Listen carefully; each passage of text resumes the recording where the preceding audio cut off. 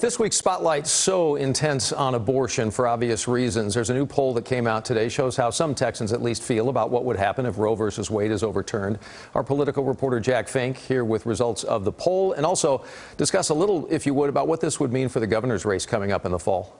Well, Doug, this poll was conducted last month, and as we've been reporting, if the Supreme Court reverses Roe versus Wade, it will go back to the states. And the Texas legislature approved a law last year that would ban abortions under that scenario, which is something TCU political science professor Joanne Green says many people may not have realized. I think now a lot of people are, in fact, paying attention to it.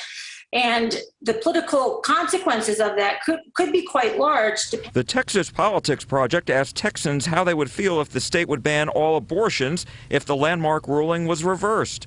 54% say they oppose that, while 35% say they support the abortion ban.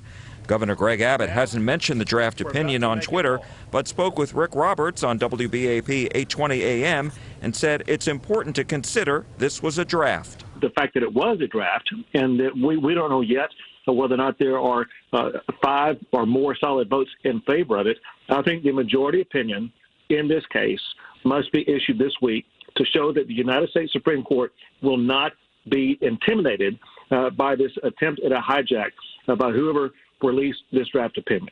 The poll shows while Republicans support the abortion ban, Democrats oppose it, and so do a majority of independents. The governor didn't say whether he agreed with the opinion itself. The majority of Texans support the ruling being upheld. The majority of his party does not, and so he's having to walk a fine line.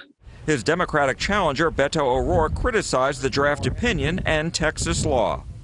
Unlike Greg Abbott, we're not going to wage a war on the women of the state of Texas and try to tell them what they can or cannot do with their bodies or their health care or their future. Professor Green says O'Rourke can make this a key part of his campaign. It can't be a single issue campaign, in my opinion, but it can be a heavy focus, yes. And she says O'Rourke will also need to continue campaigning for his other priorities as well. The same poll gives Governor Abbott an 11-point lead over O'Rourke, 48 to 37%, in the general election this November. Doug? All right, Jack Fink, thank you so much.